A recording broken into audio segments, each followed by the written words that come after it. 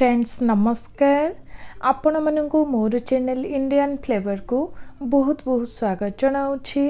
Friends आज आम प्रस्तुत करवा प्रभु जगन्नाथंकर 56 भोग मध्य गोटे भोग महुर। देखंतु एही महुर को देखा जमी खावाई अति सुआदिया होइछे। 56 भोग खाइबा मन हुए तो घरे प्रस्तुत करंतु एही महुर। जदि आज ही रेसिपीटी भल लगे तो गोटे लाइक करदेवे। नुआ थांती तो आग को नुआ नुआ वीडियो देखिबापाई चैनल टी को सब्सक्राइब करने को भूलिबे नहीं। तो डेरी नक चलतु आज ही रेसिपीटी को स्टार्ट करिबा। एठी मु परिबा को भल भाव सफा करी काटी नेछि। एठी मु नेछि कंधमूल ता सहित बोईतालु बा कखारु। एठी नेछि गोटे कंचा कदली पानी रे भिजाई रखिछि। सारू को नेछि ता सहित दुईटी बैगण को काटी नेछि पानी रे भिजाई रखिछि। आलू टमाटो बाकी किछि परिबा थाए जहा कि महाप्रसाद रे यूज करा जाए नाही। स्पेशली घरोई परिबा ही यूज करा जाए। फ्रेंड्स महुर रे देबा पई देखंतु एठी किछि सुखिला मसला और तेजपत्र को नेछि ता सहित अल्प टिके कला मरीच को नेछि।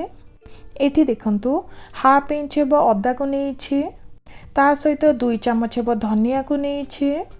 2 चम्मच हेबो जीरा को नेछि। एठी देखंतु 1 चम्मच हेबो पान मधुरी को नेछि। फ्रेंड्स अल्प टिके हेंगु को पानी रे बतुरी नेइथिले। 1 चम्मच हेबो हळदी गुंड और लूण को नेछि।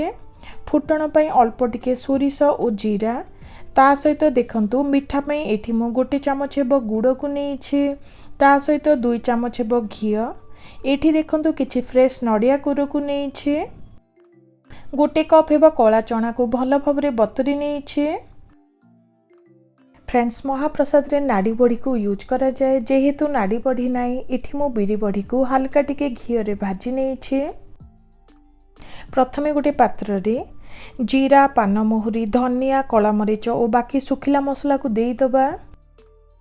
एबे सेथरे अदा और दरकार हिसाब रे पानी को देई टिके बतुरी नबा जहा द्वारा भल भाव रे बाटी परिबा।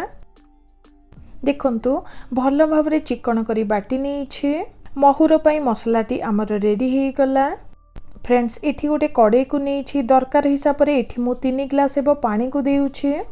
महाप्रसाद को माटी हांडी रे प्रस्तुत करा जाए। जेहेतु घरे प्रस्तुत करूछि एठी मु कड़े को नेछि।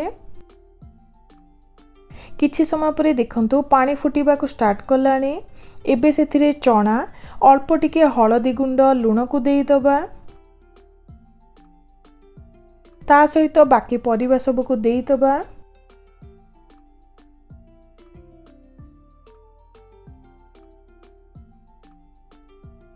फ्रेंड्स परिबा सब को देबा परे हेंगु पानी को देई दबा ता सहित बाटी रखिथिबा मसला बटा को देई दबा।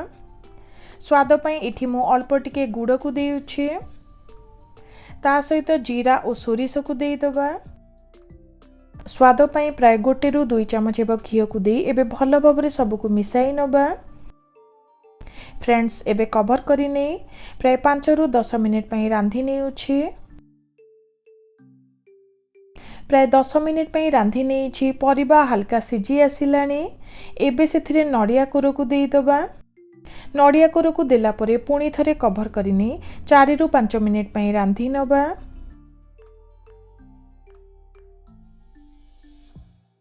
4 रु 5 मिनिट पई रांधी नेछि। बहुत सुंदर बास्ना आसिलानी। एबे भाजी रखिथिबा बड़ी को देई दबा। फ्रेंड्स बड़ी को देला परे भल भाव रे सब को मिसाई नेउछि। भल भाव रे मिसाई पुणी थरे कवर करी नबा और प्राय 2 रु 3 मिनिट पई रांधी नबा।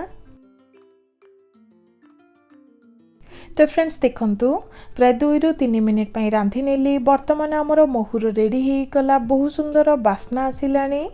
ऊपरे आउ टिके नडिया कोर और घी को देई दबा जहा द्वारा सुंदर बास्ना और टेस्ट आसीबो।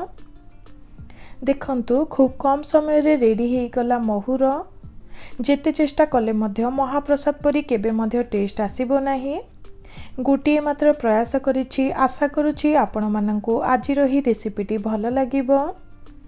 जदि भल लगे गोटे लाइक करदेवे। नुआ थांती तो आगु को नुआ नुआ वीडियो पाई चैनल टी को सब्सक्राइब करने को भूलिबे नहीं। रहुछि नमस्कार।